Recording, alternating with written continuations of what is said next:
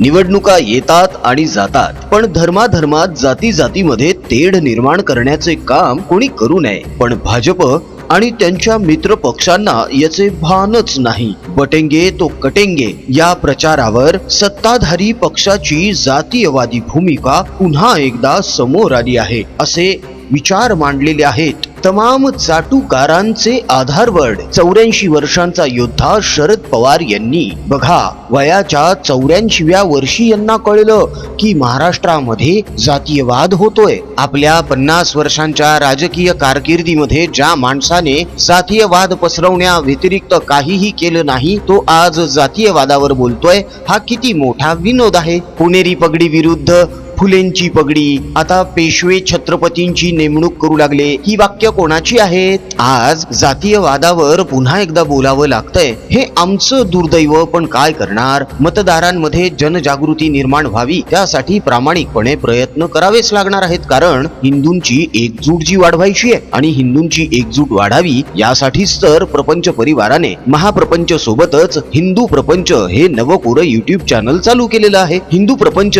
या YouTube channel वरून तथाकथित महात्म्याने पवित्र राम भजनामध्ये अल्लाह घुसडून जे राम भजन भ्रष्ट केलं होतं, ते तुलसीदासांचं मूळ राम भजन सुंदरपणे सादर केलेलं आहे. त्या व्हिडिओची लिंक या व्हिडिओच्या डिस्क्रिप्शन बॉक्स मध्ये दिलेली आहे. लिंकला क्लिक करा आणि तुलसीदास विरचित कोट्यावधी हिंदूंचं आराध्य दैवत प्रभू श्री रामांचं पवित्र आणि मूळ भजन नक्की ऐका. आपल्या पुढच्या पिढीला सुद्धा ऐकवा. आपल्या पुढच्या पिढीने ईश्वर अल्लाह तेरो नाम म्हणण्याची अजिबातच गरज नाही. सुंदर विग्रह मेघश्याम, गंगा तुलसी शालिग्राम, भद्रगिरीश्वर सीताराम, भगत जनप्रिय सीताराम, जानकी रमणा सीताराम, जय जय राघव सीताराम, हे पवित्र भजन म्हणणं कधीही लाभाचंच आहे. उगाचच त्यामध्ये अल्लाचं नाव घेऊन या भजनाला आणखी भ्रष्ट करू नका. इतकी वर्ष जी चूक झाली ती पुन्हा पुन्हा करू नका. आता हे सांगणं म्हणजे जातीयवाद आहे का? मित्रांनो, या पवित्र राम भजनाच्या व्हिडिओची लिंक या व्हिडिओच्या डिस्क्रिप्शन बॉक्स मध्ये दिलेली आहे. लिंकला क्लिक करा आणि हे राम भजन स्वतः ऐका. आपल्या पुढच्या पिढीला सुद्धा ऐकवा, म्हणजे त्यांना देखील आपल्या धर्माबद्दल, प्रभू श्री रामांबद्दल प्रश्न पडणार नाहीत. तेव्हा हा व्हिडिओ जास्तीत जास्त लोकांपर्यंत शेअर करा आणि अनेकांना हिंदू प्रपंच या युट्यूब चॅनलशी जोडले जाण्यासाठी आवाहन करा. महाप्रपंच या युट्यूब चॅनलला अजून जर सबस्क्राईब केलं नसेल तर लगेच सबस्क्राईब करा. बेल आयकॉन सुद्धा प्रेस करा, म्हणजे राजकीय विश्लेषणाचे नवनवे व्हिडिओ सगळ्यात अगोदर तुमच्यापर्यंत पोहोचतील. त्याचप्रमाणे महाप्रपंचने आता मेंबरशिप स्टार्ट केलेली आहे. या मेंबरशिपचं सन्मान शुल्क अत्यंत अल्प ठेवण्यात आलेलं आहे. यामध्ये आपण लाईव्ह चॅट्स करणार आहोत, एकमेकांशी थेट संवाद साधणार आहोत. या व्यतिरिक्त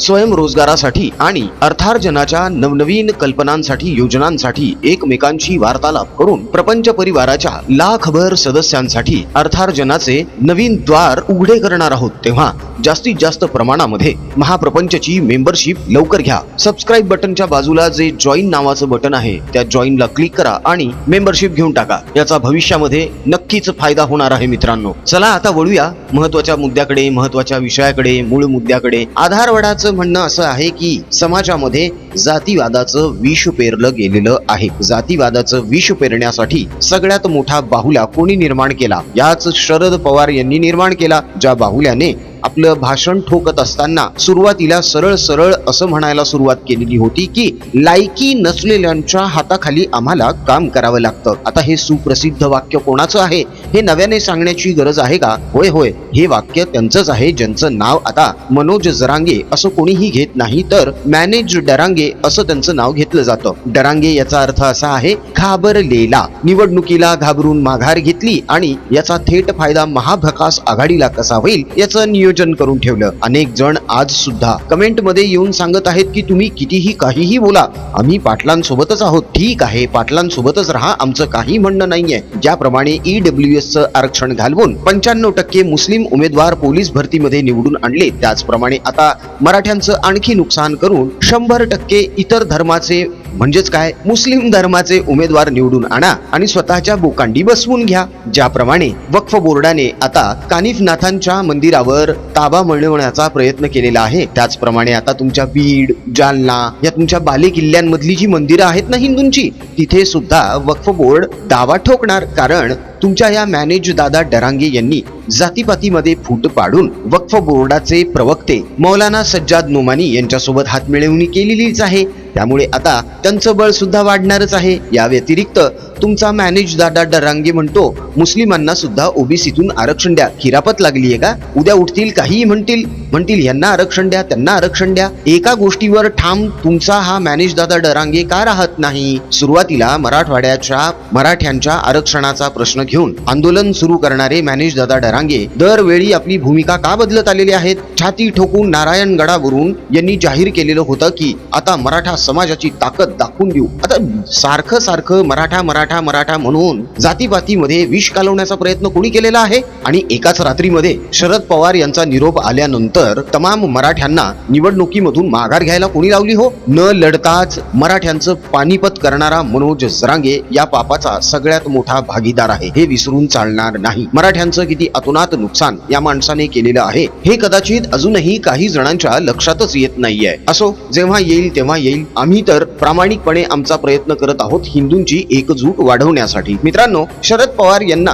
वयाच्या 84व्या वर्षी जाणवलं की महाराष्ट्रामध्ये जातीपातीचं राजकारण सुरू झालेलं आहे. मात्र हे जातीपातीचं राजकारण सुरू कोणी केलं याचं अवलोकन शरद पवार यांनी कधी केलेलं आहे का? अजिबातच नाही. कारण जातीपातीचं राजकारण यांनीच सुरू केलेलं आहे. मग हे कशाला अवलोकन करतील? मी आज सकाळी नॉनव्हेज खाल्लेलं आहे त्यामुळे मी गणेशाचं दर्शन घेणार नाही असं शरद पवारच बोललेले होते. मात्र इफ्तार पार्ट्यांमध्ये हे सर्रास दिसून येतात. हो, कारण तिथं गाय म्हैस बैल काहीही खाऊन गेलं तरी त्या लोकांना काहीच वाटत नाही. फक्त डुक्कर खाऊन गेलं तर कदाचित त्या लोकांना वाईट वाटत असेल. पण पवार हे सांगत नसतील की आज मी काय खाल्लेलं आहे, त्यामुळे इफ्तार पार्ट्यांमध्ये त्यांना एंट्री दिली जात असेल. जितुद्दीन आव्हाड सारखे टुच्चे लोक उभे करून जातीपाती मधलं राजकारण वाढवण्याचा प्रयत्न शरद पवार यांनी केला नाही. हे विधान कोणीही खोडून दाखवावं. शरद पवार जेव्हा मंचावर असतात तेव्हा ज्ञानेश महाराव सारखे मूर्ख लोक प्रभू श्री रामांवर अश्लाघ्य टिप्पणी करतात. शरद पवार मंचावर असताना श्री स्वामी समर्थांबद्दल देखील अर्वाच्य भाषा वापरली जाते. शरद पवार मंचावर असतानाच त्यांचेच काही चाटुकार पंटर आणि आपल्यातलेच काही भिकारचोट हिंदू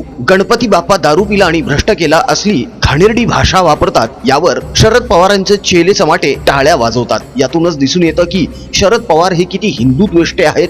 यांना हिंदू देवी देवतांचा अजिबातच आदर नाही. नाहीतर आतापर्यंत शरद पवार यांच्याच या चेल्या सपाट्यांनी 2-5 कानाखाली या लोकांच्या लावल्या असत्या. मात्र असं घडलं का? अजिबातच नाही. या उपर शरद पवार यांच्या बाबतीमध्ये जे कोणी त्यांची पोलखोल करेल त्याच्यावर शाई फेकणे, त्याला दमदाटी करणे, त्याच्यावर दादागिरी करणे, अरेरावी करणे असली गोष्ट मात्र हे नक्कीच करणार. कारण का?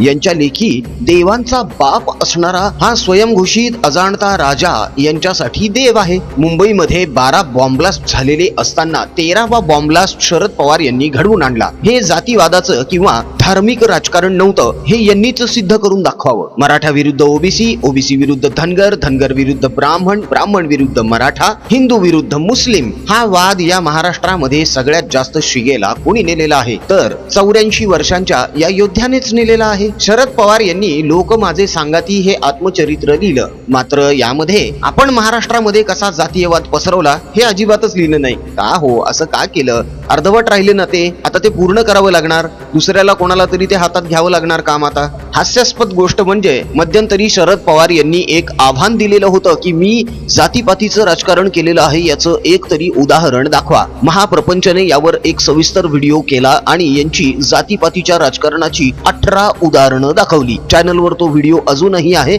आम्ही तो कधीच डिलीट करणार नाही. छत्रपतींना जाणता राजा म्हणण्याची गरज नाही. या देशाला रामायण महाभारताची गरज अजिबातच नाही. ही विधानं कोणाची आहेत? मध्यंतरी आम्ही एक व्हिडिओ आमच्या चॅनलवर प्रसारित केला ज्यामध्ये एक आजोबा स्पष्टपणे सांगत आहेत की देशामध्ये यांच्यासारखा लुच्चा माणूस दुसरा कोणीही नाही ज्याने देशाचंच काय राज्याचंच काय सर्वसामान्यांचं सुद्धा इतकं मोठं नुकसान केलेलं आहे की इतकं नुकसान आजपर्यंत कुठल्याच राजकारण्याने केलेलं नाही. आणि त्यामुळेच असं म्हणावंसं वाटतं की तुच्च्या कार्यकर्त्यांचे लुच्चे पवार जोपर्यंत महाराष्ट्राच्या राजकारणात आहेत तोपर्यंत महाराष्ट्राचं भलं होणं नाही. महाराष्ट्रातल्या पाकिट पत्रकारांना पाकिट पुरवू यांनी स्वतःचं प्रतिमारंजन करून घेतलेलं आहे. शरद पवार काहीही बोलले की त्यावर टाळ्या पिटायच्याच हे यांच्या तुच्च्या कार्यकर्त्यांचं आद्य कर्तव्य आहे. भलेही शरद पवार काय बोललेले आहेत हे यांना कळलं जरी नाही तरीही चालतं. मात्र साहेब बोलले ना, वाजवा टाळ्या. साहेब एखादं वाक्य न बोलता नुसतं गुणगुणले जरी तरी हे म्हणतील बघा बघा पवार साहेबांनी मोठा राजकीय डाव खेळलाय बरं का. पवार साहेब आता लई मोठा गेम करणारे आहेत. महाराष्ट्राच्या राजकारणामध्ये पैसा फेकून स्वतःची प्रतिमा उजळवून घेण्यात शरद पवार यांचा हात दुसरा कोणीही धरू शकत नाही आणि त्यांच्याच पावलावर पाऊल टाकून कोमटराव चालत आहेत. मात्र कोमटराव यांना शरद पवार बनणे कधीही शक्य नाही, कारण शरद पवारांसारखा धूर्तपणा कोमटरावांकडे अजिबातच नाही. कारण कोमटराव यांनी स्वतः जाहीर केलेलं होतं की मी माजी मूर्ख मंत्री होतो. हे स्वतःला मूर्ख म्हणून घेतात, तेव्हा यांच्यावर विश्वास ठेवण्यात काहीच अर्थ नाही. शरद पवार, उद्धव ठाकरे आणि काँग्रेस यांनी आजपर्यंत फक्त आणि फक्त जातीचं, धर्माचं राजकारण केलेलं आहे. हे सगळे जण मुस्लिम धार्जिणे आहेत. हे मुस्लिमांचं लांगुल चालन उघड करतात. यांनी मुस्लिमांच्या जवळपास 22 मागण्या मान्य केलेल्या आहेत. विधानसभा निवडणुकीच्या पूर्वी सत्तेत आल्यानंतर मुस्लिमांच्या या सगळ्या 22 मागण्या हे लोक पूर्ण करणार आहेत. तेव्हा मतदान करत असताना आपण हिंदू आहोत याचा विचार करा आणि मग मतदान करा. या लोकांवर अजिबात भरोसा ठेवू नका. हे तुमचा सत्यानाश करणार आहेत. कारण शरद पवार यांच्या कुठल्याही खासदाराने संसदेमध्ये वक्फ बोर्डाला विरोध दर्शवलेला नाही. यातूनच लक्षात घ्या मित्रांनो, यांचा मुस्लिमांना छुपा पाठिंबा आहे, वक्फ बोर्डाला छुपा पाठिंबा आहे. कानिफनाथ मंदिरावर वक्फ बोर्डाने दावा ठोकलेला आहे. तिथे खासदार कोण आहे? शरद पवार गटाचा निलेश लंके. या निलेश लंकेने मध्यंतरी कत्तलीसाठी घेऊन जाणारा गायींचा एक टेम्पो जेव्हा तरुणांनी अडवलेला होता, तेव्हा हे निलेश लंके तिथे धावत गेले आणि तिथे छाती ठोकून भाषण करू लागले की मुस्लिम किती पवित्र काम करत आहेत, ते इमाने इतबारे त्यांचं काम करत आहेत. गायींची कत्तल करण्यापासून तुम्ही त्यांना का अडवत आहात? त्यांना त्यांचा व्यापार करू द्या, त्यांना त्यांचा व्यवसाय करू द्या. हे इतके मुस्लिम धार्जिणे आहेत. तेव्हा या लोकांकडून तुम्ही काहीच अपेक्षा करू शकत नाही मित्रांनो. अजूनही वेळ गेलेली नाहीये. 20 नोव्हेंबर पर्यंत वेळ तुमच्या हातात आहे. महाराष्ट्राला जातीपातीच्या आगीत ढकलण्याचं काम शरद पवार, उद्धव ठाकरे आणि काँग्रेसने केलेले आहे. मात्र यातून आता धडा घ्या आणि 20 नोव्हेंबरला आपण हिंदू आहोत ही जाणीव मनामध्ये ठेवून मतदान करा. इतकीच कळकळीची अपेक्षा आहे, इतकीच कळकळीची विनंती आहे. हे सगळेजण पुन्हा एकदा खोटा नरेटिव्ह चालवणार आहेत. मात्र यांच्या या खोट्या नरेटिव्हला अजिबात बळी पडू नका रे भावांनो, मातांनो, भगिनींनो, बंधूंनो. तुम्हाला कळकळीचं आवाहन आहे. 20 नोव्हेंबरला आपण हिंदू आहोत इतकंच लक्षात ठेवा. जातीपाती विसरा रे. वक्फ बोर्डाची आग उंबरठ्यापर्यंत येऊन ठेपलेली आहे. आता तरी डोळे उघडा, आता तरी झोपेतून जागे व्हा. मॅनेज झालेल्या डरांगींसोबत राहू नका रे. यानं तुमच्याच पुढच्या पिढीचं कधीही न भरून येणारं नुकसान होणार आहे. तेव्हा वेळीच जागे व्हा. सुशिक्षित आहात, सुज्ञ आहात, अजून काय बोलणे मित्रांनो. बस कळकळीचं आवाहन करणं इतकंच आमच्या हातात आहे. मुस्लिम मौलाना जर मशिदींमधून, मदरशांमधून फतवे काढतात की महाभकास आघाडीला मतदान करा, तर आम्ही कळकळीचं आवाहन निश्चितच करू शकतो ना. बस या आवाहनाला प्रतिसाद द्या, इतकीच विनंती. हिंदूंची एकजूट वाढावी यासाठी आम्ही प्रामाणिक प्रयत्न करत आहोत. त्या प्रामाणिक प्रयत्नांना तुमचं समर्थन, पाठिंबा आणि आशीर्वाद मिळणं गरजेचं आहे. प्रपंच परिवाराने हिंदूंच्या एकजुटीसाठीच आणि हिंदूंना धर्मशास्त्र, संस्कृती, नीती, संस्कार यांवरचे शास्त्रीय आणि वैज्ञानिक दृष्टिकोन असलेले व्हिडिओज समजावेत यासाठी हिंदू प्रपंच हे नवकोरं YouTube चॅनल चालू केलेलं आहे, ज्यावरून तथाकथित महात्म्याने प्रभू श्री रामांचं भ्रष्ट केलेलं एक भजन जे आहे ते आम्ही मूळ स्वरूपामध्ये सादर केलेलं आहे, ज्याची लिंक या व्हिडिओच्या डिस्क्रिप्शन बॉक्समध्ये दिलेली आहे. त्या लिंकला क्लिक करा आणि तुलसीदास विरचित प्रभू श्री रामांचं पवित्र आणि मूळ भजन नक्की ऐका. आपल्या पुढच्या पिढीला सुद्धा ऐकवा. ईश्वर अल्लाह तेरो नाम म्हणण्याची काहीच गरज नाहीये. सुंदर विग्रह मेघश्याम, गंगा तुलसी शालिग्राम, भद्रगिरीश्वर सीताराम, भगत जनप्रिय सीताराम, जानकी रमणा सीताराम, जय जय राघव सीताराम, हे ते मूळ भजन आहे. सुंदररित्या सादर करण्यात आलेलं आहे. लिंक डिस्क्रिप्शन बॉक्स मध्ये दिलेली आहे. लिंकला क्लिक करा, भजन ऐका. आपल्या पुढच्या पिढीला पण ऐकवा, त्यांच्याकडून हे पाठ करवून घ्या. हिंदू मित्र परिचितांमध्ये जास्तीत जास्त प्रमाणात शेअर करा आणि त्यांना हिंदू प्रपंच या युट्यूब चॅनलशी जोडले जाण्यासाठी आवाहन करा. अजून जर महाप्रपंच या युट्यूब चॅनलला सबस्क्राईब केलं नसेल तर लगेच सबस्क्राईब करा. सोबतच बेल आयकॉन सुद्धा प्रेस करा, म्हणजे राजकीय विश्लेषणाचे आमचे नवनवे व्हिडिओ सगळ्यात अगोदर तुमच्यापर्यंत पोहोचतील. मित्रांनो, लाईव्ह चॅटसाठी किंवा काही विषय तुमच्यासोबत थेट मांडण्यासाठी, तुमच्याशी थेट संपर्क करण्यासाठी आणि रोजगाराच्या नवनव्या संकल्पना तुमच्यासोबत शेअर करण्यासाठी महाप्रपंचने मेंबरशिप सुरू केलेली आहे, ज्याचं सन्मान शुल्क अत्यंत कमी असंच आहे. तेव्हा जॉईन बटनला क्लिक करा आणि महाप्रपंचची मेंबरशिप नक्की घ्या. यावरून लवकरच एकमेकांशी थेट संवाद साधूया, थेट संपर्क करूया. तेव्हा महाप्रपंचची मेंबरशिप अवश्य घ्या. मित्रांनो, आजचा व्हिडिओ तुम्हाला कसा वाटला हे कमेंट मध्ये नक्की कळवा. शरद पवार यांचं जे म्हणणं आहे की महाराष्ट्र जातीपातीच्या खाईमध्ये लोटला गेलेला आहे आणि भाजपला याचं भान नाही. खरं तर शरद पवार यांनाच या गोष्टीचं कितपत भान आहे हाच सगळ्यात मोठा प्रश्न आहे. या बाबतीत तुमचं काय मत आहे हे तुम्ही कमेंट मध्ये नक्की कळवा. आमचा कमेंट बॉक्स तुमच्या प्रतिक्रियांसाठी आतुरतेने वाट बघतोय, तेव्हा पटापट कमेंट करायला सुरुवात करा. राजकीय बातम्या, राजकीय घडामोडी, राजकीय अपडेट्स रंगतदार पद्धतीने जाणून घेण्यासाठी बघत रहा महाप्रपंच. पुन्हा भेटूया पुढच्या व्हिडिओमध्ये. जय हिंद, जय महाराष्ट्र, वंदे मातरम, जय शिवराय, जय शंभूराजे, जय भवानी, जय जगदंब, भारत माता की जय, जय श्रीराम.